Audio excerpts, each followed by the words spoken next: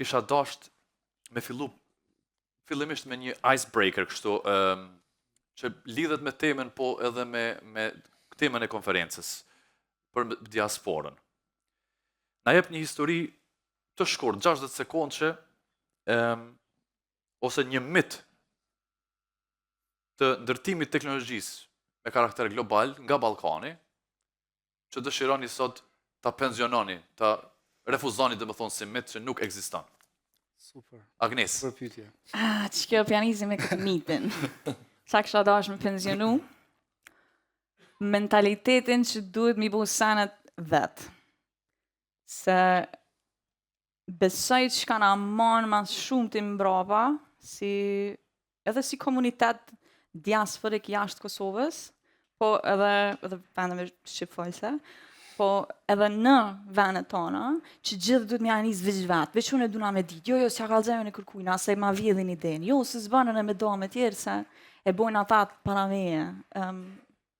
E besoj që kjo angësi na bën shumë të izolum, edhe na bën muni që suksesi është shumë i pa, rritë shumë se normal gjysën e rrugës nashta e se merë hez, po në një pikë lodhësh edhe nuk kime mujtë me vazhdu me majtë edhe qatë 10% e fundit që thojnë është ku bëhet maja e kosit, ku bëhet taman një projekt i suksesshëm edhe dalë edhe mundet me bu pa për njerëzve me bu përjetu. Shumica njerëzve dhe me thonë, vish pse nisen, vish vetë lodhën para kohës, para se me paja dritën. Nëse ja këshim nisë me folën, me lyp njerëz, si rastet e krimit komunitetit që i ka dhe fitime, e shofim shumë shpejt që krejt jena ato e lyp njën i tjetërin, jena ato lyp ndim, jena ato lyp për kraja, veç se kena qatë gudzim me thonë i pari, e kam qëtë ide, hajde kush me bën me mu. So, qatë met që duhet një vusanat vetë, sot dhe kisha penzinu. Kume në nëshkru. E përgatisim. Pyetja njëjtë, po? Pyetja njëjtë, po. Okej. Ndoshta e para që kisha penzionu është ndruajtja që shqiptarët nuk mujnë me sjell vlera ose me shtu vlera. Me që referove AI, s'kemi qare pa përmend Mira Moratin. Pastaj gjithë këta këtu që në salë nuk janë që janë pensionera, nuk janë që janë pa punë, po këto janë për shkak të vlerave që kanë sjell në punën ku e bojnë. Është e fundit me provu me përmbyll në kuadër të 60 sekondësh është me e pensionu edhe mitin që shqiptarët s'mundën me bashkëpunu. Absolutisht. Ku do të me nënshkru? Po banë dy nënshkrime. Realisht nëse po më duket që paka shumë njëjtin drejtim shkoj edhe mesazhi jot Agnesa, po? Po, definitivisht. Edhe biseduam edhe për këto më herët. Vetë kena vlerë me sjell. Faleminderit. 60 sekonda. 10 sekonda e. Unë e bëj shumë shkurt. Unë mendoj, mendimi jam kryesor është pyetja nacionale. Do të thonë nëse kisha mujt dikon me pensionu, ja kisha fillu te politikan tonë. Në opozitë, dy palë. Pse po them këtë? Mendimi jam është kur vjen çështja nacionale, na shqiptar kur nuk jam përbashkë. Do të thonë kem përqarje shumë elementare, edhe nuk e qesim çështje nacionale në pikë pyetje. Shembulli më i mirë kem Kojshin, do të thonë armikun ton. Nëse vjen çështja e pyetjes te Kosova, aty nuk ka pozitë dhe opozitë, po janë tonë të njëjtë. Kështu që mendimi janë vinë më konë gjithë komuniteti janë si shqiptar, edhe pikë pyetja më e parë vinë më konë komuniteti shqiptarisë. Do të thonë nëse më pyet edhe një herë, çta pozitë dhe opozitë piqojmë tonë të shtëpia, edhe piqesim pension. Faleminderit. Në nënshkrimi i dytë. Doktor Fatbar, faleminderit shumë për pyetjen. E kisha filluar me një thënie të një autori finlandez, i cili emrin nuk jam më mend se ka qenë super të vështirë, po më ka pëlqyer koncepti i tij i të mendumit. Ai kish pas udhëtuar gjithë, domethënë kish udhëtuar shumë vende në botë. Edhe thotë, kom udhëtuar shumë vende në botë, po nuk kom pa mure më të mëdha se në mendsinë e njerëzve. Do më thonë, ka thonë që muret që ndërtojnë njerëzit vetës, janë muret më të mëdhaja. Edhe ka thonë, është interesante kur komentona për botë, këto muret që i shohim na për kufe, domethënë këto kufe që i shohim nuk ekzistojnë. Domethënë veç janë njerëz pika kufitare. Kështu që kisha pas shef trive dhe trejave shqiptare dhe gjithë ata që synojnë tregjet, do të thonë me bë biznese prej Kosovës, mos me pas këto mure. Edhe me pa botën si një tërësi plot, jo me pa mes mureve që na kanë ndërtu ndër vitet që kena jetuar.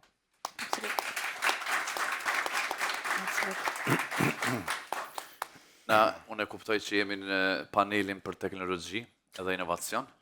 Mirë po, në bazë për vojës tem, deshta edhe një koment me shtu, me gjithë se jo moderator, nuk po moj pa e thonë edhe një koment, mendimi jem është që pikërisht kjo na duhet në atë momentin 3.0 nëse muj me qujt, me kriju një shembull të mirë të bashkëpunimit. Edhe nështë ta mentaliteti është gjaja ma e vështirë me ndryshu, mirë po aty fillojnë shumë ndryshimet rrajnësore, kësha thonë. Okej, e kalojmë këtë pjesën e parë të icebreaking, tash kam dëshirë pak më u kyç normalisht në profilet individuale me nxjerr maksimumin e asaj që nështë është relevant edhe për audiencën, nga secili prej pjesëmarrësve. Po filloj me Agnesën, me qenë se për mu dega e lojrave kompjuterike është diçka jo e njoftun, moj me thonë, nështë edhe për disa prej audiencës. Mirë po, e kam parasysh që është një, bazë shumë raporteve, një industri me shumë potencial, edhe sa shkon e rritet. Tash, për dikon që është jashtë kësaj fushë, a mund është me na tregu çfarë shkathësi edhe përvoja individuale kërkohen për me pas sukses në këtë sektor të zhvillimit lojrave? Faleminderit për pyetjen. Ku me janë nisë? Fillimisht, po më vjen mirë që është shtu kurioziteti me mësu ma shumë për këtë industri, se besoj që krahas edhe shteteve rreth Kosovës kanë nisë me bo një bujë e madhe. Më thënë, ka dhe kompani të zhvillimit lojrave, të cilat nuk janë të përkrahuna institucionalisht, po janë bo shoqëni bashkë prej fakultetit dhe ja kanë nisë me kriju diçka se vegla di kanë pas teknologjinë e kanë pas për me marru, edhe krejt njohurinë e kanë marri jashtë venet tëne, në YouTube, ose ku dhe qoftë online. Edhe me qatë njohuri, kanë nisë me bo produkte, edhe me një herë, gati se s'ju ka vyt kur gjo institucionale, edhe kanë mujt me e ka përcy atë hap, me thonë mësë me shku në për shkolla, ase diçka direkt të produktit, direkt të audienca që e kanë marrë në durët veta dhe ja kanë nisë me lujt lojën. E kanë mësu zanatin paka shumë. E kanë mësu zanatin, po. E pse pe thëmë këtë sen është se është pak punë zanati.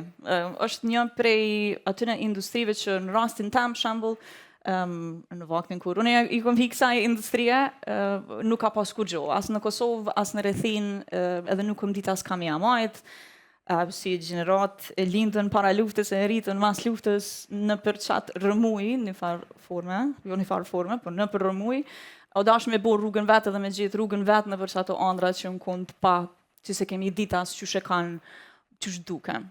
E ndërshkahtësit që mu më kanë vytë, si person që janë njësë në një ambient ku nuk ka ekzistu qaj ekosistem, o kon një me kon jarë zakonisht kurioze për qka ka jashta normave të zakonshme të kurikulave që i mësojmë, qka ka, në thënë, kur, po du me qitë në qëtë krahasim, kur e kom pa kompjuterin për herë të parë, i kom pas në 8 vjetë, 7-8 vjetë, kur e kom lujt lojën e parë, edhe unë si qikës kom pas akses në kompjuter. Vlau jam ka pas. Edhe unë jam hi në domë ti, e të regoj shpesh këtë storje se që ajo ka qenë qatë, unë dasht me thy një ligjë, një farë forme, shvis tam, edhe kulturës tam, për me pas qasje në pjesën tjetër tjetës tam, që sot jam në këtë karierë, e profilizume, e edukume, por kurioziteti me pa, po qka ka mas asaj dire, pse e kam shel, e qa ka në qitë kompjuter, e pse s'di unë me përdor, e qa që kjo kutije, nëse e preki qa po qerit, e qa që kjo bot,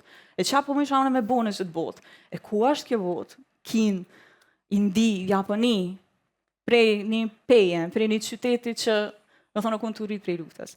Qaj kuriozitet më ka që, dhe me thonë gjithmonë në qka ka tutje, edhe me i gjithë vendet ka mundesh masina me u profilizu dhe me u eduku për me i bo që ato sene. Unë besoj që gjithë shka mundesh më botë me zgjetë, unë moj sot me hi listave që të fakultet shkoj, që të studioje, që kjo të ndihman, po faktikisht krejt që ato të me sa njerin këm studiu dhe sot punoj që kanë ardhur prej tyri farë prapa vije me kriju një loj, që në fund të ditës është vis një tregim, e këtë tregume prej në spektrin në mediumin digital, që ti e merë në dorë dhe thuhe, që shfar storja, si me këshur film, vetëm që ti kindër veprim me të.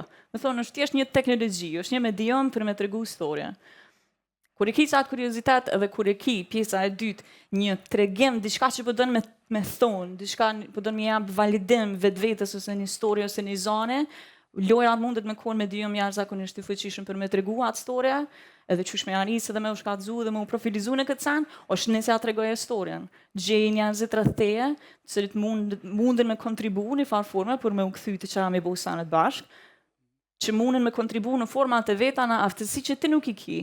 Do me thonë nëse muj me shkurtimisht me përmbledh, e para sa e kuptova prej teje është do të me ekzistu një kurreshtje, një motiv personal, edhe në aspektin tjetër duhet një lloj edukimi që sipas teje mundet lirisht me qenë jo formal. Mundet me qenë jo formal, sidomos në botën e sotit. Okay. Absolut. Do thonë, besoj e ndaj këtë pikpamje edhe me shumë njerëz tjerë për shkak se në botën dinamike ku jetojmë sot shumë njerëz kanë dëshirë shpesh me ditë kam orientu fëmia jam, kam orientu ai tjetri.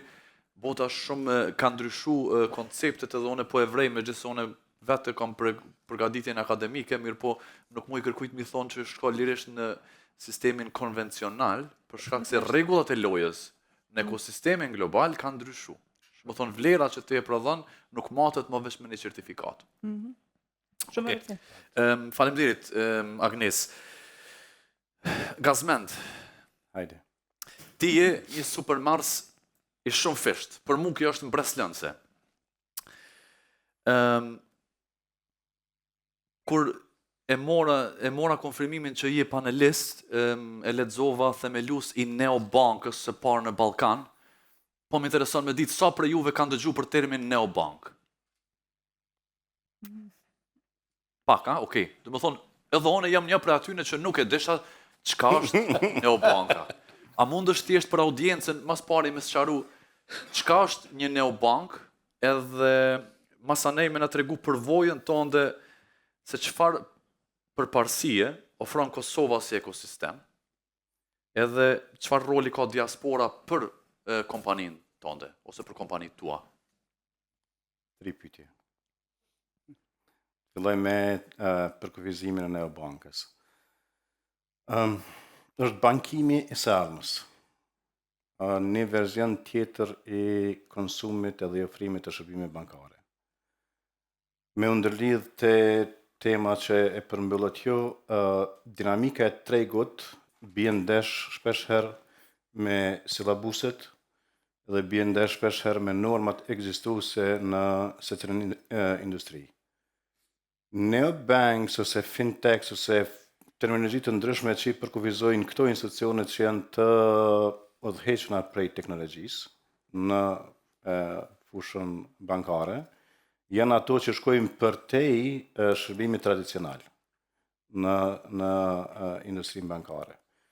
Kështu që se i bas, ne kemi 4 licenca prej BSK-s, para është për pagesa digitale, e dyta është për transfere, të paras, e treta është për kredidhënie dhe e katërta është si këshilltar për investime për vlerat që janë përmbi 10 milion. Kemi 2 role, të cilat janë shërbime relativisht unike, po jashtëzakonisht treja në Ballkanin Perëndimor.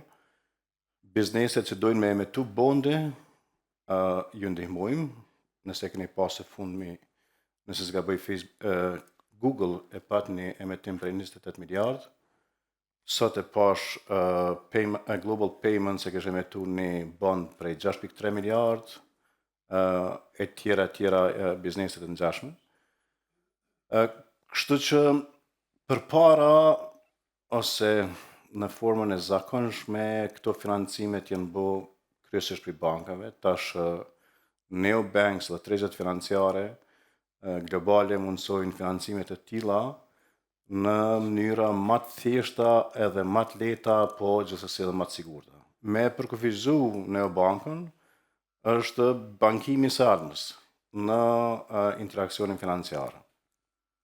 Pyetja e dytë ka lidhur me ekosistemin Kosovë, nëse gaboj. Po do të thonë, veç edhe një kritikisht, neobanka do të thonë janë banka digjitale, të cilat jo domosdoshmërisht kanë një zyre ku ti shkon sikus, po e ke një platformë online, kyçesh edhe i kryen gjitha shërbimet që të nevojiten. Po, kjo është edhe një prej komponenteve. Po, Po, se të kjo digitalizimi, kur flasim për të ardhmen, gjithsesi është pjesë e nënkuptueshmërisë. Na kemi zyra, kemi 3 deg në Kosovë dhe një në Angli, përndryshe funksionon tërësisht edhe pa zyra. Edhe është në përputhshmëri legislative, edhe nëse funksionon pa zyra. Te ekosistemi në Kosovë, ky ekosistemi e dim që përbohet për disa komponenteve, është mjaft i zhvilluar, natyrisht që i ka mangësitë e veta dhe nevojat për zhvillim, si çdo vend tjetër, diku më shumë, diku më pak. Sigurisht që Gjermania ka nevojë për përmirësime të vazhdueshme. Ndoshta fakti që shumë dje me qikat Kosovës, shumë gra e burrat Kosovës e të shqiptarisë, kanë mbri me prodhu produkte zgjidhje me nam edhe kërkesë globale, është një fakt, një provë gjallë që ekziston një bazament i mirë për me i te i kalu limitet e mindsetit që përmendi pazhet edhe fitimi. Asnjë punë s'është e lehtë, po punë e lehta i bëjnë njerëz.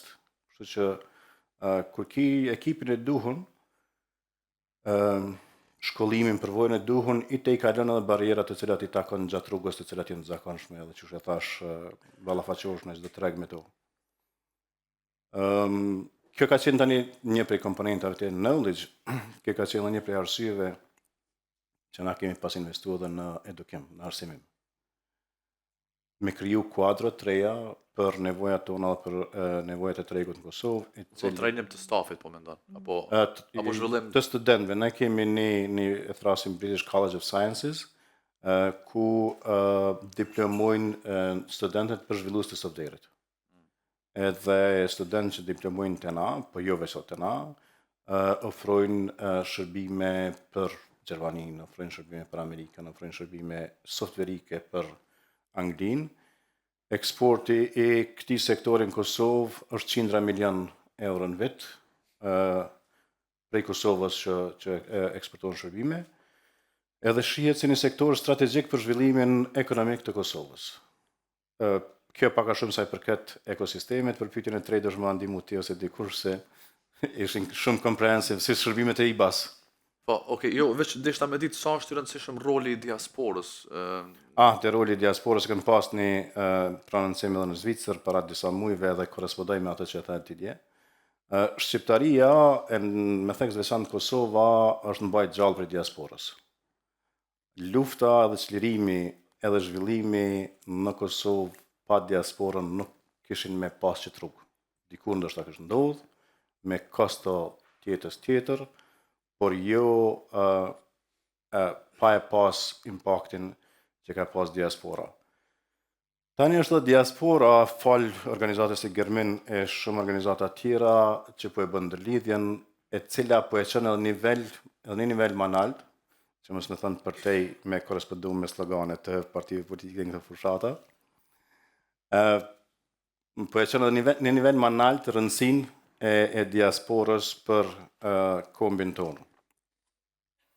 E mira është që ajo që ka kampane sot këtu edhe e shoh çdo ditë nëpër LinkedIn, edhe ajo që ka në Kosovë, kapacitetet profesionale ndërmjet dy palëve, nëse guxojmë i kualifikuar si palë, është në nivelin e krenarisë, jo nivelin e kënaqshëm, por përtej nivelit e kënaqshmërisë, në nivel të krenarisë.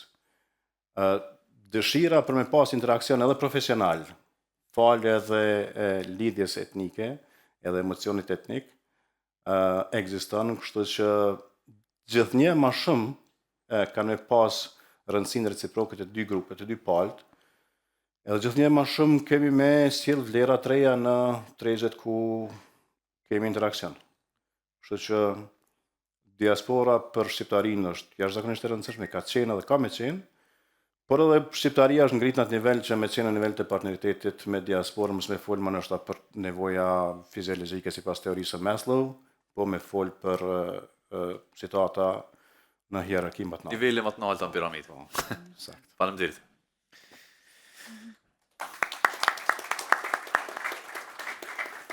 Genc, tash dëshiroj mu lidh pak edhe në profilin tënd, edhe sigurisht që në bazë kuadër kontekstit të konferencës, më intereson rolin që e ki aktualisht. A mundesh me na tregu pak çfarë shërbime kompania jote bën outsource, në cilat vende, kryesisht, edhe a keni bashkëpunim kontraktual me kompanit nga vendet tona në Evropën juglindore, konkretisht në vendet e Ballkanit? Po kthena pak gjermanisht se e kom këshyrë për ndërminën, thash më mirë, thash se mu shpreh më mirë. In der Tat, das hat die Dame gestern Abend sehr schön gesagt, in erster Linie sind wir Botschafter unseres eigenen Landes. Das bedeutet, wir haben immer die erste Aufgabe, gerade in den Positionen, wo wir sind, gerade als Professionals, in den Unternehmen, die wir arbeiten, müssen wir immer wieder erzählen, wer ist Kosovo. Und ich hatte vor 10 Jahren hatte ich die Verantwortung für den Kundenservice. Und dann ist es immer in so einem Großkonzern immer die Aufgabe, wie kann ich denn Geld sparen, wo kann ich günstiges Outsourcing einkaufen. Dann haben wir eine Studie gemacht, 2014 mit zwei Unternehmen in Kosovo und haben dann festgestellt, okay, es macht schon Sinn, irgendwie Outsourcing in Kosovo zu betreiben, haben über Jahre dann, mittlerweile sind es 700 Mitarbeiter, die für die DHL in Kosovo arbeiten. Das heißt, es war so ein bisschen meine Rolle als Verantwortlicher, entsprechend Kosovo in der Karte zu packen und zu sagen, dem Vorstand zu erklären, lieber Vorstand, das ist ein schönes Land mit einer sehr jungen Bevölkerungsgruppe, mit niedrigen Löhnen, wo wir in der Lage sind, entsprechend ziemlich viel Geld zu sparen, ungefähr 10 Millionen Euro im Vergleich zu Deutschland, wenn man einen Kundenservice 1:1 vergleicht, dann war das so ein Outsourcing-Projekt, was wir damals erfolgreich mit mehreren Unternehmen, also jetzt mittlerweile sind es 5 Unternehmen, die für die DHL vor Ort arbeiten. Ein bisschen zu DHL. DHL hat 630.000 Mitarbeiter weltweit, bewegt 10% der Handelsgüter. Das heißt, wenn die DHL stehen bleibt, könnte man sich vorstellen, was auf der Welt los wäre. Dann würde zumindest ein bisschen kriseln. Insofern, das ist so ein bisschen die Aufgabe und deswegen fand ich das gestern sehr interessant zu sagen, einer unserer Jobs, gerade in solche Positionen, wo wir uns befinden, ist es immer wieder von unserem Land zu erzählen. Und eine kleine Anekdote dazu, als wir das erste Mal dann mit dem Vorstand in Kosovo gereist sind, einer der schönsten Geschichten war, dass ich bekam dann einen Anruf von unserem Sicherheitspersonal und die haben mich dann gefragt, da der Bereichsvorstand mitreist, brauchen wir dafür ein Sicherheitskonzept für Kosovo. Also, ich meine, das muss man sich vorstellen. Die Leute denken, Kosovo ist noch in Krieg. Insofern, wir hatten das auch gestern mit Altin, witzigerweise. Also immer wieder, wenn man mit Investoren spricht, dann hat man immer so ein bisschen die Sorge bei uns, Platz der Krieg am nächsten Tag. Insofern, die wichtigste Aufgabe ist immer wieder, gerade in Positionen, und das ist halt die Hauptaufgabe, die ich für mich sehe und auch eine moralische Verpflichtung vom Land zu erzählen, von Kosovo zu erzählen und auch die dortige Möglichkeit des Outsourcing. Ob das jetzt Callcenter jetzt noch der Trend ist, würde ich jetzt auf das Beispiel würde ich nicht mehr heute wetten. Ob das nachher auch Programmierung ist, in 2, 3 Jahren brauchen wir keine Programmierer mehr. So, und jetzt komme ich zu der zweiten Frage, was mache ich heute für einen Job? Also mein Job ist es in der Tat, heute die großen asiatischen Unternehmen, TikTok, Temu und Co. Mit Paketen zu versorgen von der DHL. Das heißt, wir sind dafür verantwortlich, dass die Pakete, die dort produziert werden, oder die Ware, die von den einzelnen, von den Konsummenschen in Deutschland, die die Ware einkaufen über die verschiedenen Plattformen, dann entsprechend zu den Endkunden geliefert werden. Wenn man sich mal so ein bisschen vorstellt, wie viel das sind ungefähr 500.000 Pakete pro Tag, die alleine über Belgien nur hier in NRW reinkommen, also Köln, Krefeld, Düsseldorf, mit ungefähr 300 LKWs pro Woche, die wir entsprechend versorgen. Also so muss man sich das vorstellen. E-Commerce wächst, chinesische Anbieter wachsen, das sind die Plattformen, die in den nächsten Jahren auch wachsen werden. Im Vergleich zu den anderen Plattformen ist das ein Trend. Warum das so passiert? Ja, natürlich ist Auf der einen Seite ist der günstige Preis, auf der anderen Seite ist es aber auch, dass die chinesischen Anbieter viel, viel innovativer unterwegs sind und viel agiler in der Form, wie sie arbeiten. Kleines Beispiel, H&M benötigt ungefähr 6 bis 1 Jahr, um die Umstellung von einer Saison, das heißt, wenn ich jetzt Herbstkollektionen herstelle, brauchen ungefähr 6 Monate, bis die Herbstkollektion eingeführt wird. Dann geht es weiter in der Produktion, dann wird es zum Konsumer getestet und dann geht es am Markt. So, und dafür brauchst du ziemlich viel Logistik, dafür brauchst du viel hohe Investitionen, dafür brauchst du eine sehr hohe Supply Chain und ganz viel Platz. Und wenn man das vergleicht zu Shein, Shein macht das mit ungefähr 500 Designer. Ich durfte mir das jetzt vor ein paar Monaten in China angucken. Das sind ganz junge Menschen, die kopieren 1:1 sämtliche Designer, unterschiedliche Farben, packen das in TikTok, machen klassisches AB-Testing für über 10 Produkte. Innerhalb von 2 Tagen ist die komplette Kollektion umgestellt. Das heißt, die sind in der Lage, Trends in Interaktion live zu erkennen und entsprechend den Konsumer beizubringen und können natürlich vor Ort die Produktion umstellen, was ziemlich viel Geld spart, was ziemlich viel Logistik dahinter spart und auf der anderen Seite natürlich auch günstiger herstellt. So ein bisschen den Prozess zu verstehen. Wenn ein Konsumer in Deutschland Ware bestellt, sind wir mittlerweile bei Shein oder auch bei Temu in der Lage, innerhalb von 6 Tagen, also von der Bestellung bis hin zu Endauslieferung zum Konsumenten zu liefern. Also Bestellung geht raus, Warenkorb, dann Auslieferung zum Kunden 5 Tage von China aus direkt nach Deutschland. Faleminderit shumë Gent. Jo, shumë faleminderit, po kthena prapë në gjuhën shqipe. Do me thonë, prapë po du me bo dhe një lloj summary të asaj që e the. Do me thonë, e the që para disa viteve, nëse muj me të pyet kur ka qenë kjo që e keni bo atë vlerësimin që sa i kurseni nëse boni biznes në Gjermani, pyetja arsyeja pse po pyes, është se nuk e di sa është aktuale, për shkak se e di që edhe trendi i të ardhurave në sektorin IT-s ka ndryshuar viteve të fundit në Kosovë dhe me bisedat që i kom zhvillu me kompanitë IT-s, gjithmonë, përpara më kanë thonë që hej, hajde te na se është ma lirë, tash po thojnë jo, nuk po dojmë kjo mu konë më përparësia konkuruse, po thjesht nështë agiliteti edhe aspekte tjera. Kur ka qenë kjo edhe... Kemi qenë 2014, keni pasur me thonë që atëherë konkua ma e vlerësueshme për neve, si kompanie DSL-it, ku e kemi pas që tregu si treg, atëherë kushtojke një agent afërsisht në Gjermani 2700 euro, me këtë kostot, në Kosovë u bëjke delke ka 550 euro. Me thonë, një të pesat. Edhe në bazën e qasaj, kur u verifiku që ato janë kostot, në u duke me ditë në qasjen e gjuhës, qysh folet gjuha, çfarë skill seti ka. Kur e keni bërë çat vizibilitet, atëra vike, do të thonë baziki teknik, qysh mundet mu kriju. Po problemi më i madh hala është nëse në qatë sektor si Kosova qysh funksionon, është qasja data security. Do të thonë ti si profesionist do të vita ajo pyetja tjetër. Si profesionist do të thonë është ka qenë qasja e security of data, është një ndër pjesë hala më që e kufizon hala Kosovën si shtet, se nuk jem pjesës e EU-s. Do me thonë, vynë kretë më konë e dokumentume ku shkojnë datat, qka kem datat, edhe një ndër anekdotat ma të vogla ka qenë 2014, do me thonë kretë serverat, kër kem bisedu mas parti me IPCON, kanë qenë në Sërbi.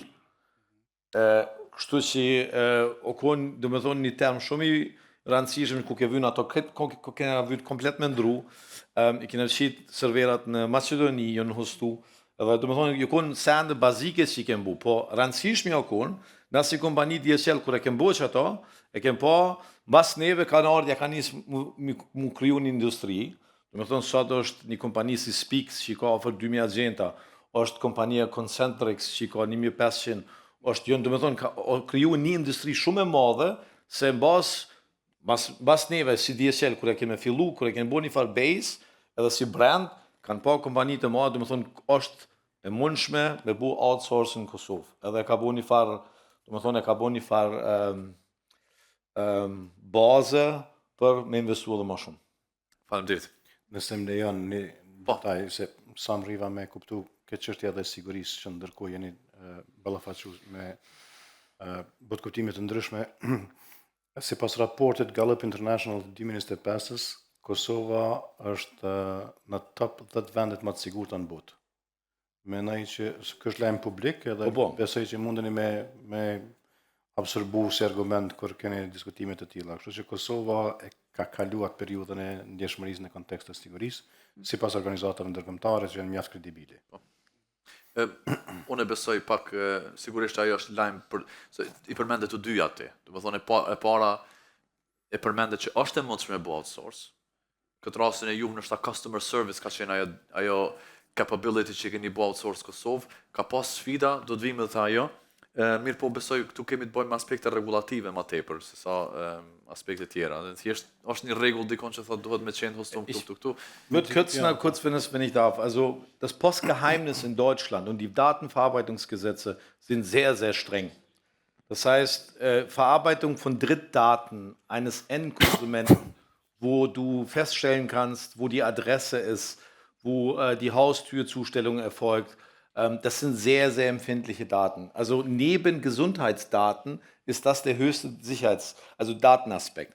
Insofern war es für uns extrem wichtig, sicherzustellen, dass unsere VPN-Tunnel, unsere Server, unsere Datenverarbeitung gar keine Lecks aufweisen. Und das war einer der größten Verzögerungen, die wir hatten, entsprechend, bis wir das Projekt realisiert haben. Und das ist immer noch ein großes Thema oder eine große Hindernis für Firmen, aber da gibt es mittlerweile sehr gute Lösungen, aber da seid ihr Experten, IT-Experten, wie man das verarbeitet. Vielen Dank, danke.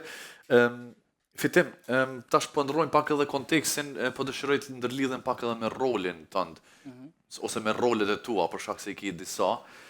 Po konkretisht po më intereson ti ke bashkëpunu me kompani, ose edhe bashkëpunon me kompani nga Kosova, bizneset shqiptare. A mundësh nështë pak me na tregu përvojën tënde, cilat janë ato nevojat elementare që i ke identifiku, që mungojnë, edhe çfarë praktikat mira kanë rezultu të suksesshme që mundësh nështë me nda me publikon? Kisha dashur fillimisht doktor Fatbardh më fokusu te komunitetet, domethënë që kjo ideja e komuniteteve. Zoti Baricani e përmeni shumë mirë më herët një zotnia aty që kanë përkriju komunitete shumë mëti. Domethënë na si shqiptarë edhe gjitha vendet kur të migrojnë, është kjo nevoja me kriju komunitete. Bazë përvojës tem, e kom pa që komunitetet krijohen zakonisht për dy arsye kryesore.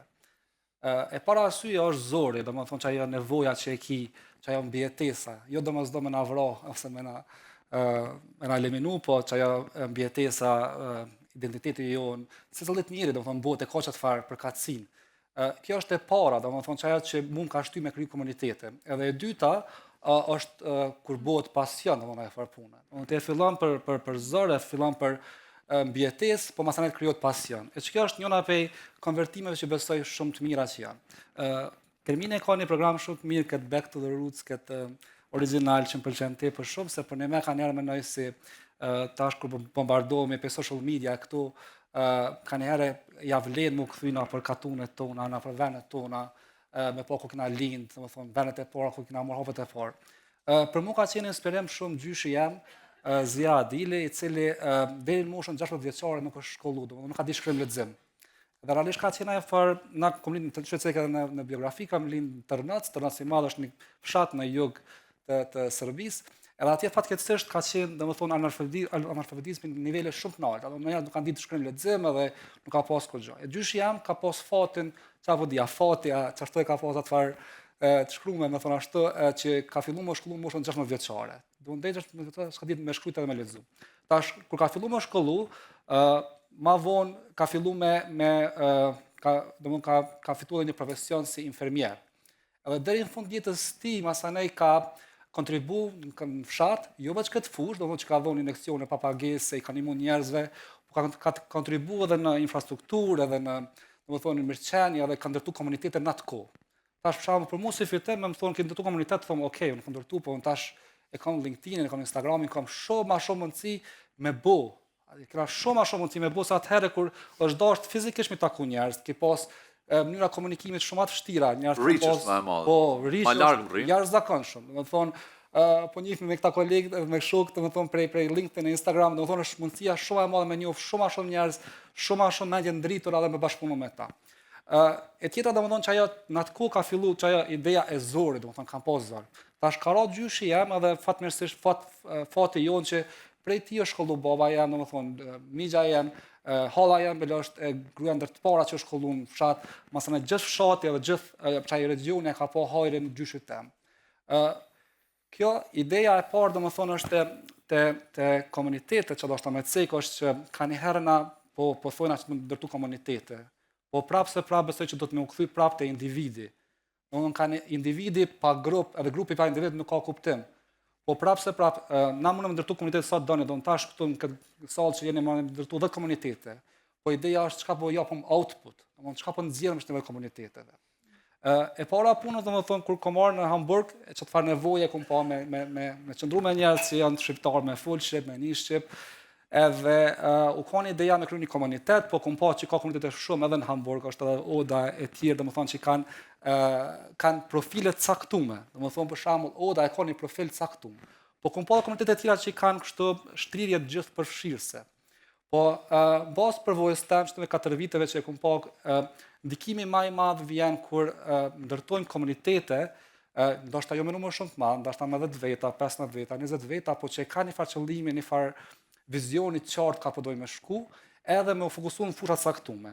Këto ndërlidhet edhe me bizneset. Domethënë ideja është nëse ti e keni komunitet në Hamburg, e keni komunitet për ICT, e keni komunitet në Düsseldorf për art, e keni komunitet tjetër për lojra në ashtan Berlin. Domethënë çka është ideja që me u bashku, jo vetëm me fol për Kosovë dhe me u mallëngjy, domethënë me komunikuar mes veti, po me pas output si komunitete.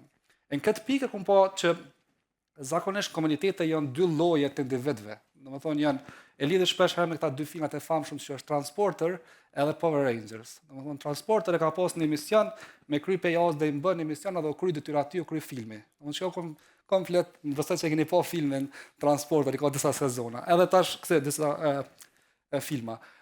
Ideja është për shembull njerëz në komunitete kanë herë hyn edhe veç për një qëllim të caktuar. Dikush hyn më martu na ashta, dikush hyn me ditë një punë, dikush hyn me bëni biznes, domethënë ka lloj aktivitete.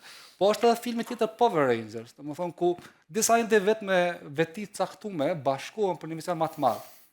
Domethënë çka është ideja e komuniteteve. Kështu që ideja është jo vetëm bashkohen për një mision të caktuar tonin personal, po ta shohim një vizion pak më të ndritshëm të Kosovës së tonin, edhe vetë diasporë zhvillomi si individ, që mastaj me pas mundësi edhe me kontribu në Kosovë.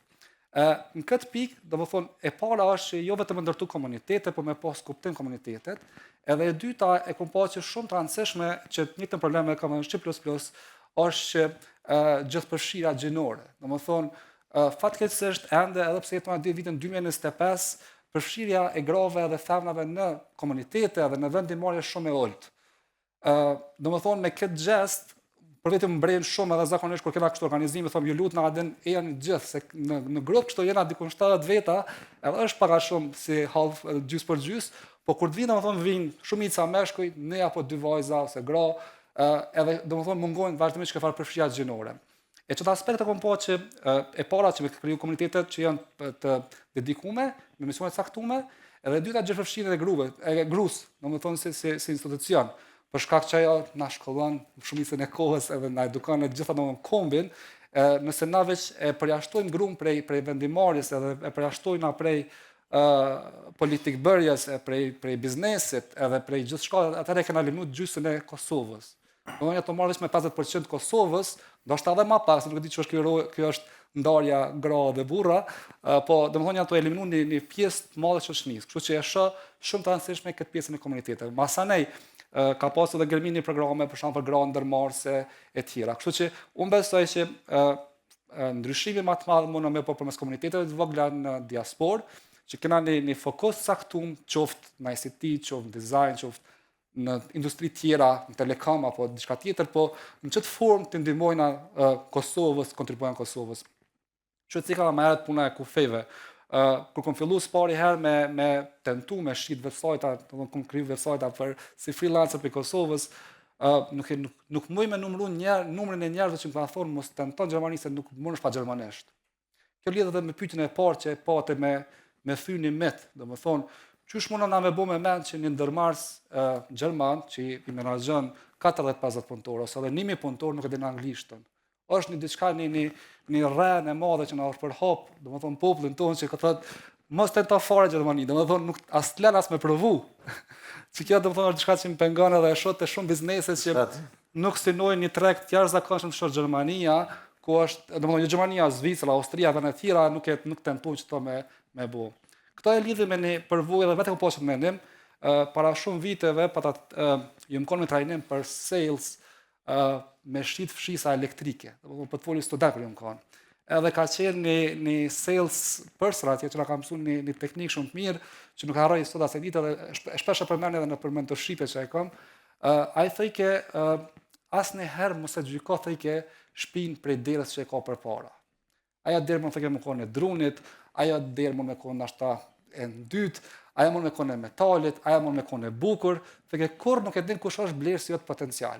Ti thekë jotja si detyrë se shit se zhvillues biznesi, si ndërmars, është me trokit gjitha dyrt. Domethënë mos pron asnjë dyrë pa e trokit. Momentin e parë që ti e ke kryer detyrën tënde, që ti kryet misioni jot. Faleminderit.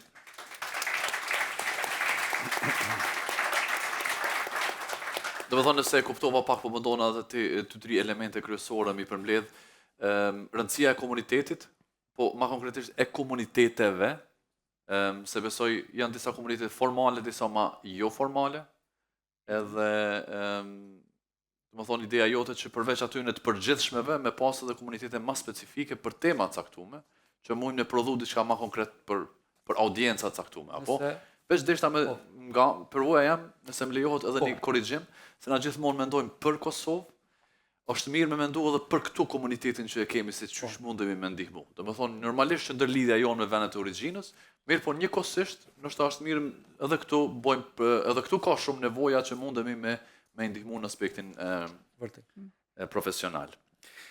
Okej, nuk e di çu jemi me kohën, 5 minuta. Kemi shumë pyetje, kisha pas dëshirë nëse ka dikush ndaj pyetje nga audienca, thjesht derisa bëhet ndaj pyetje nga audienca, shkurtimisht. Tema AI. Është inovacion, bëhet shumë zhurmë. A mundeni pak nga përvoja ju në fushën ku jeni aktiv, veç me na përshkruar thjesht çfarë roli ka pas deri tash, edhe si e shihni integrimin e AI në fushën ku jeni aktiv. It's a hot topic. Sidomos në industritë lorave, është një prej industrive që ka mendu që është e fundit që ka me u prek prej AI-t, është kreative, edhe ka të bëjë me eksperiencë njerëzore, ti mundohesh me rikriju, si me dash me rikriju një film, me dash me rikriju një ide në një lojë, kanë mendu që që aty s'ka me na prek.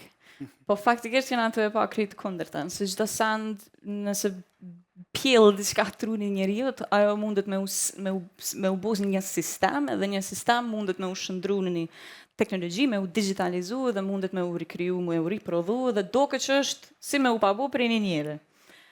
Ama mendimi jam personal është pavarësisht që ka vegël po na jap hapësinën, kapacitetin dhe nashta edhe po na bën me u dok që i kemi dashkatësi që nuk i kena marr në eksperiencë, që mundna me bu shumë a shumë si që kena kapacitet me bu, për mes të në veglave, unë e menoj që produkte që del si rezultati AI nuk e ka kurizën e eksperiencës ose përjetimit njerëzor që ti si një krijimtar, si një krijues ose një person që a shkruan libra apo a bën lojna ose çka do qoftë që mundesh me kriju, që mundesh me pru në qatë produkt. Dhe kjo vlen për besoj edhe për kompanitë të mëdha globale.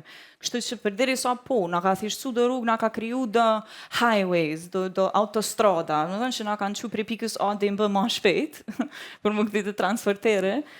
Nëse për një dojmë të regu dojmë me ndihmu në zhvillimin e njerëzimit në mënyrë të sinqartë që niset me bazë të çfarë janë problemet tona reale dhe çu shmojna me zgjidhje çto sana, sepse na janë aty për jetu, jo sfera, jo interneti, right, ku për çka merr AI dhe edukohet AI. Na janë aty për jetu që ato dhimbje, çto probleme me strukturë, s'po mujna me depërtu, s'po ka.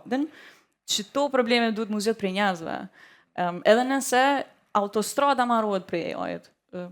Që kjo është menimi. Faleminderit. Kasmet? Shumë pros and cons. Para një muaj kisha një takim me Google në Londër edhe vlerësimi i tyre fillestar për kënda që flet për zgjidhje që ka implementuar me AI është disqualify. Interesante, kam mendu pak më ndryshe, por kur i takova argumentet aty mësova diçka të re. Arsyeja pse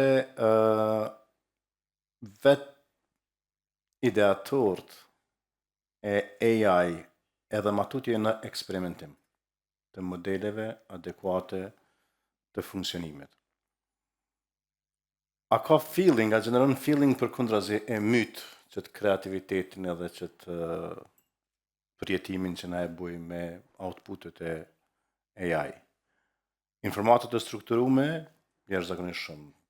Ne na e kujtojmë shumica prej nesh kohën kur ka dalë mausi, kur kanë dalë hartat, kur kanë dalë Windows 98, kur kanë dalë rrjetet sociale, tash AI. A ka biznes, ka shumë biznes, edhe mundet me u bë shumë biznes me ta, edhe ka impakt i jashtëzakonshëm në organizata. Këtu e kemi një ideal fantastik që prodhon punëtor virtual. Nuk di është i lindë në Gjermani, por i rritë në Gjermani. Po buzëqesh në rendin e dytë, po më duket, a? Që flet shumë për kapacitetet e djemve qikave që kanë lind këto, po edhe ata tjerë që përmena ma herët që jetojnë në Kosovë, Shqipëri, Maqedoninë e Veriut. Na e përdorim shumë kryesisht për kritikën profesionale, kur dojmë me marë si i basë. Prej klientave, apo? Jo, çka do që i prodhojmë, qoftë produkt, qoftë analiza, që i prodhojmë me toolsa tjerë, në fund i ballafaqojmë me AI që me pa kritikën prej AI-t. Sigurim të cilësisë paka shumë fund. Kritikën profesionale, na e thrasim kështu. Kur erdha në Köln, provova me marrë një taksi, një përvojt shkurt edhe, si kemi 5 minuta, provova me marrë një taksi, kur shkova të taksistat atje, ishin kanë të shërbit do të nacionalitetit pak ma specifik, edhe mu duken shumë manipulator. E nuk univa i sigurt me auto me ta, s'kisha bateri me thirë Uber, edhe vendosa me shku në tren. Këtu është i famshëm një shofer i trenit, që po bëjke muzik, e qita në LinkedIn e postova ata. Edhe erdë 2 minuta ma herë treni, dulaj shoferi, boni muzik për krejt të tartë aty, edhe hini mbrana, thajtë po shkojmë tash. Thashe, kur t'vjen AI, shoferi me AI, kush ka me në sjell këtë feeling? Kështu që... Më thonë, edhe ti po konfirmon atë mungesën e sentimentit, ose mungesën e ndjesisë njerëzore. Papjekonin e produktit, ose të zgjidhjes, mungesën e sentimentit, mandej ndikimet në zhvillimin, ma herët e përmendni këtë nevojën, edhe krejt i zhvillon nevoja, luksit këm pak e zhvillon. Kështu që pa e pas një arush mrapa që thojnë me t'njek, nuk zhvillohet kërkush, e kjo edhe pak ka me na... Natyrisht, që është një ka me u reshape. Thjesht, do më thonë, interesoj kështu në kompani, do më thonë, ekziston, përdoret në proceset caktume, mirë po, me... Shumë procese. Okej. Faleminderit, Gens? Also, bei der DL... A je i kyqur në atë pjesë, nuk është pjesë... Also, es gibt ganz viele Themen, die wir gucken uns das an, so nach den Trends, was gibt es für Trends, was bedeutet AI für Logistik? Da könnte ich Ihnen jetzt 1000 Fälle erzählen. Konkret zum Beispiel, das wird in Aachen getestet, was bedeutet künstliche Intelligenz in der Endauslieferung für einen Zusteller? Das bedeutet, ein Auto fährt vor der Tür, braucht keinen Fahrer mehr. Ich als Endkonsument habe eine App, gehe zum Auto, nehme mein Paket raus, das Auto fährt weiter. Das ist logistisch ein entscheidender Punkt, weil damit, wie wir als Unternehmen aufgebaut sind, also menschengeführte Prozesse zu hinterfragen, ist das ein sehr, sehr kritischer Punkt. Weil das ist eigentlich die Enddienstleistung, die wir als DHL bringen. Insofern schaut man sich die Karte an, also wo kann ich AI anbinden, fängt es bei der Rechnungsklärung an, Wo wir sehr viel tun, ist so Predictive Analytics Daten zu analysieren, zu sagen, so wann kommt welche Daten benötige, wie können wir voraussehen, wie viel Paketmengen, wie viel Sprit benötige ich für meine Flugzeuge, wie viel LKWs muss ich jetzt für den Starkverkehr kaufen, also gerade so Weihnachtsverkehr und wenn diese ganzen Cyber Weeks kommen. All diese Themen löst AI deutlich schneller, deutlich besser und viel genauer als andere, als ein Mensch, muss man auch so sagen. Wir beschäftigen uns weniger damit, wie man Bilder und Videos damit verarbeitet, weil als Logistiker bist du eigentlich ziemlich langweilig. Du musst Ware von A nach B bringen. Also es ist eigentlich dein Kernjob. Aber es gibt sehr, sehr viele Felder. Und ich glaube, und das ist, glaube ich, der wichtigste Aspekt, den ich gerade so gehört habe, in der Tat, man muss bei der AI immer eins bedenken, die menschliche Zwischenbeziehung, die kann nicht ersetzt werden. Das heißt, ein Mensch, der mit einem Menschen handelt oder interagiert, das kann nicht ersetzt werden. Am Ende des Tages werden Menschen immer Entscheidungen treffen. Weil diese Diskussion führen wir auch intern. Was bedeutet AI für einen Konzern, der 180.000 Menschen in Deutschland beschäftigt? Und die müssen wir führen. Bedeutet das einen Jobverlust? Nein. Warum nicht? Ist relativ einfach. Deutschland altert. Wenn man allein bei der Deutschen Post oder zumindest in der Gruppe, wo ich arbeite, Durchschnittsalter in Vertrieb 53 Jahre. So, das bedeutet, in 10 Jahren haben wir diese Leute nicht mehr. So, wer macht diese Arbeit? Irgendwer muss diese Arbeit tun. Insofern, wenn man sich iterativ Stück für Stück daran einarbeitet, so was ersetzt AI und wie kann AI unterstützen, dann werden Sie bei so einem Konzern, der so vielfältig ist, sehr viele Themen finden. Aber unter anderem, was uns beschäftigt, ist in der Tat die Endauslieferung. Das heißt, künstliche Intelligenz in Bezug auf selbstfahrende Autos, künstliche Intelligenz in Bezug auf selbstfahrende Paketboxen. Also wenn ihr die mal gesehen habt, in China habe ich jetzt ganz viele davon gesehen, witzigerweise. Also wenn wir immer denken, wir sind sehr weit, in China sind die 10 Jahre weiter gefühlt. Das war so ein bisschen mein Eindruck. In Shenzhen fahren mobile Paketboxen. Was bedeutet das? Ich bin in der Lage, interaktiv meinen logistischen Punkt zu jedem Zeitpunkt so zu steuern, wie ich als Endkunde das möchte. Ich kann mein Paket quasi dort ansteuern, wo ich mich gerade befinde. Ich bestelle was bei JD, 2 Stunden, 3 Stunden später befindet sich dann mein Paket in einer Paketbox, was mobil mir entgegenkommt, was völlig logistisch heute in Europa überhaupt nicht denkbar wäre, weil wir gar nicht die Infrastruktur dafür haben. Insofern, also es gibt viele Themen, das beschäftigt uns und das wird uns in den nächsten Jahren ziemlich viel beschäftigen. Aber am Ende des Tages, und das ist so ein bisschen meine Message immer dahinter, es ersetzt nicht den Menschen. Es kann nicht den Menschen ersetzen. Und ich glaube, das bedeutet Umschichtung von Arbeit, Veränderung unserer Arbeitskultur. Ob meine Kinder jetzt denselben Job machen werden wie ich, glaube ich nicht. Bedeutet aber nicht, dass meine Kinder joblos werden. Nështë ta do të më kthy krejt që stafitimin e përkatuar tona. Edhe ajo mund të ndodhë. Shkurt nëse ke mundësi se besoj jemi me kohën pak në fushën ku jeti aktiv, besoj është shumë relevant. Do është ta mund të lidh me AI që cike. Është një film shumë i mrekullueshëm, le ta kisha rekomanduar me këshir Netflix, e ka emrin Nëntori i Ftoftë, që tregon për historinë tonë dhëmshme edhe krenore të Kosovës. Po mendoj që pjesën e kreativitetit edhe kjo pjesa që po përdoret artificial intelligence, ku lexu shumë diskutime, a është tamam inteligjencë, a është për ne me kreativitet apo jo. Mendimi jam është që kreativiteti është dyqysh kogja është monopoli i njerit, do të thonë njeri është ai monopoli kryesor, pothuajse 100% i kreativitetit. Këto që kemi këto toolsa që i kemi këto janë gjenerative, domethënë gjenerojnë diçka që është krijuar më herët. Ka aspekti emocional, është e vërtetë që çatë ndjenjë ta jep Nëntori i Ftoftë, më kthy në viteve të 90-ta dhe me po çka kanë përjetu populli jon, edhe krenarinë që e ndjen është shumë probleme ta gjeneruar ndaj dall-ija apo di ndaj tool tjetër. Ka aspekti emocional, po ka aspekti biznesor, besoj që unë përveç besoj në ato që të ardhmen e krijojnë ata që besojnë të edhe punojnë vazhdimisht për me ndërtuar çdo ditë edhe më mirë ato. Domethënë, unë besoj shumë, në fillim kur kam filluar me mentorime, kam filluar kryesisht ndoshta me kompanitë mesme, po tash jam fokusuar kryesisht në solopreneurs. Domethënë one man show. Dhe se besoj që aspekt në Kosovë ka shumë potencial, ka shumë mendje ndritura që mund ndoshta me zhvilluar një aplikacion vetëm që ka me arrit $1 billion value, ndoshta jo vetëm ka aspekti dollarit, por ka aspekti vlerave njerëzore. E besoj shumë këto, edhe më falni për jo modestim, po për një me tentoj vazhdimisht këta njerëz me ndihmu edhe me suportu, sepse është edhe interesi jam personal, më konë Kosova e zhvilluar, dhe sa unë jam pjesë e saj, dhe është interesi unë i përbashkë. Kështu që besoj shumë që e ardhmit e kanë creators, domethënë, it belongs to them.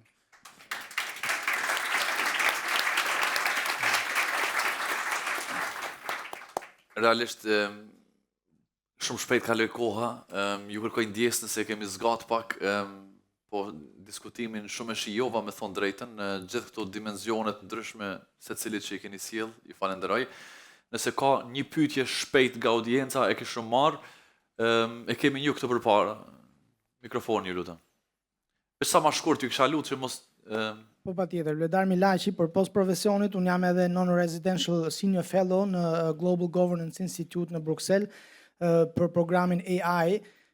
Dy tema kryesore aktualisht është EU regulation, domethënë që e prek pak a shumë, domethënë kuadri regulator, gjithë aspektin jo vetëm domethënë AI, po dhe sovranitetin digital, domethënë Gjermania aktualisht, domethënë po dhe Bashkimi Evropian po investon goxha në atë që quhet sovraniteti digital, sepse lidhet pikërisht me atë sensitivitetin e dhënave, kështu që të paktën për Agnesën, e cila është e kyçur dashje pa dashje në atë ekosistemin e startup-eve apo edhe fitimi, qoftë edhe panelistët e tjerë, në thënë si e vlerësojnë këtë në kuadër të Kosovës, lidhje me Kosovën, po dhe rajonin, rëndësinë e sovranitetit digital, duke u përmend fakti që për shembull deri para pak vite serverat kanë qenë në mënyrë lokale, më thënë në Serbi, duke njohur dhe rreziqet për shembull përdorimit të dhënave sensitive edhe infrastrukturës kritike. Faleminderit.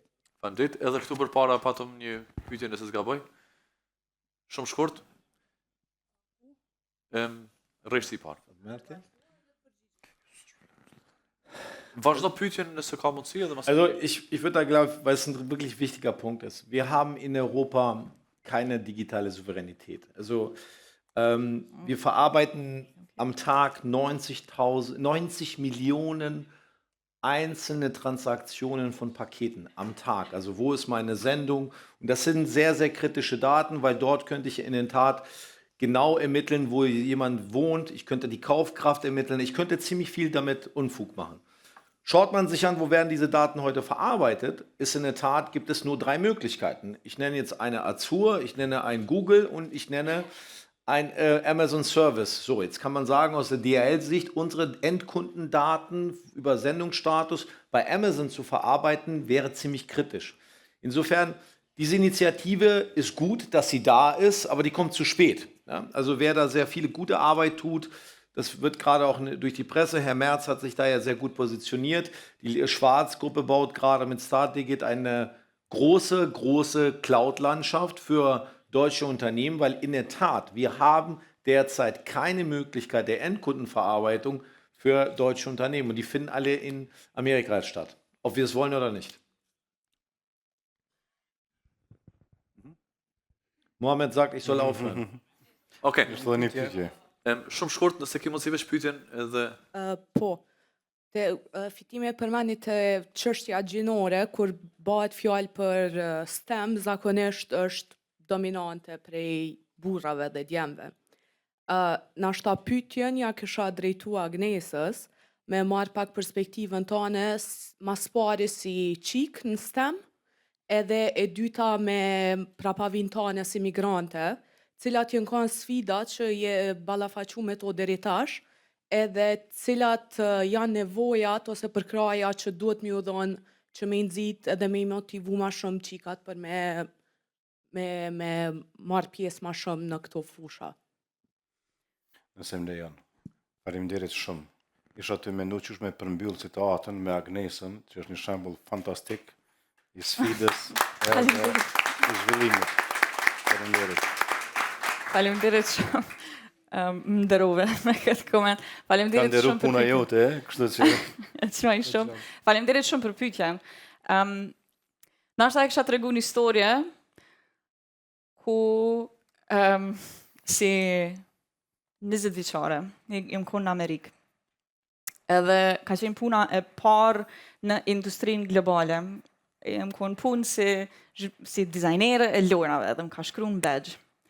So I made it. Edhe një akoma rrit.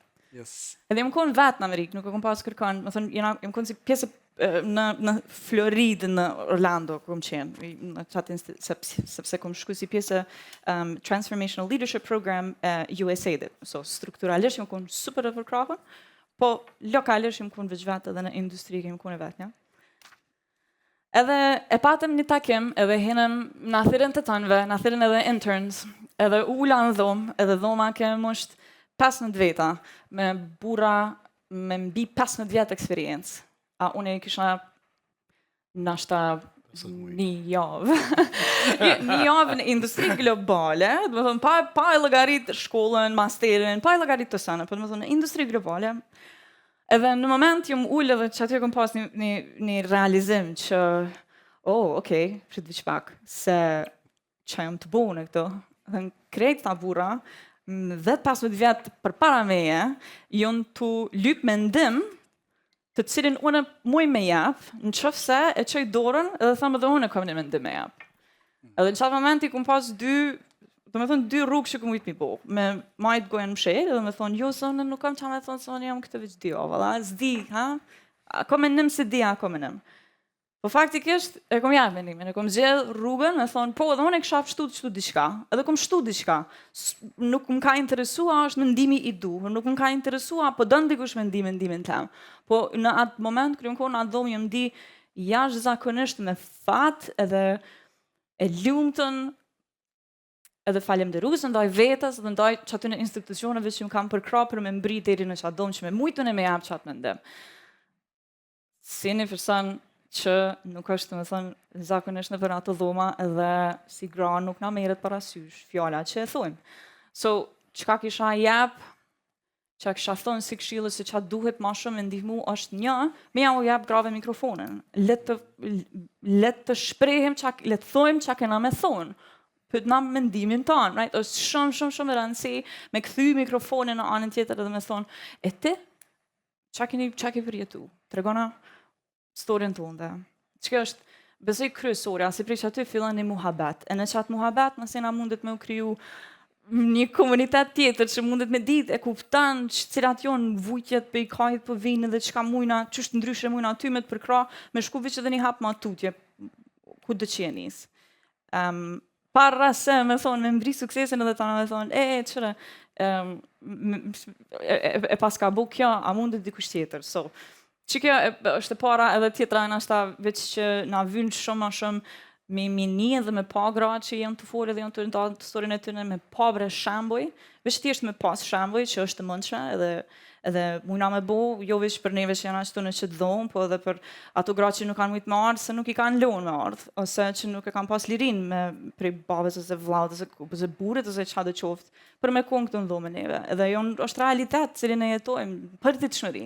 Shtu që për deri sa njëna shumë falemnderuese jam edhe shumë e vetëdijshme, që nëse na japet hapësina me fol, duhet me fol, edhe nëse kena mundësin me jap mikrofonin, duhet me jap mikrofonin. Kështu që Duhet me përdor kompjuterin e vllaut Tinza. duhet me për dërën e kompjuterin e vllaut. Tinza. Ta vërtetën. Faleminderit. Veç nëse më lejan, Po?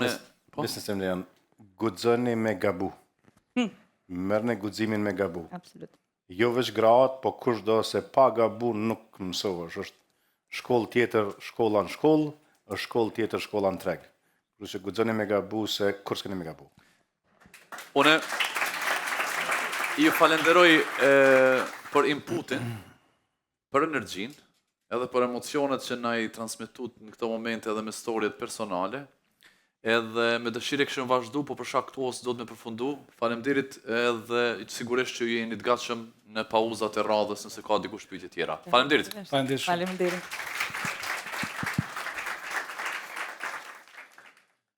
Shumë faleminderit. 5 minuta pauzë shkurt veç me undru mikrofonat edhe me u përgadit. Vazhdojmë në panelin e fundit, po jo ma pak të rëndësishëm, mbi gjuhën dhe edukimin. Shihemi për 5 minuta.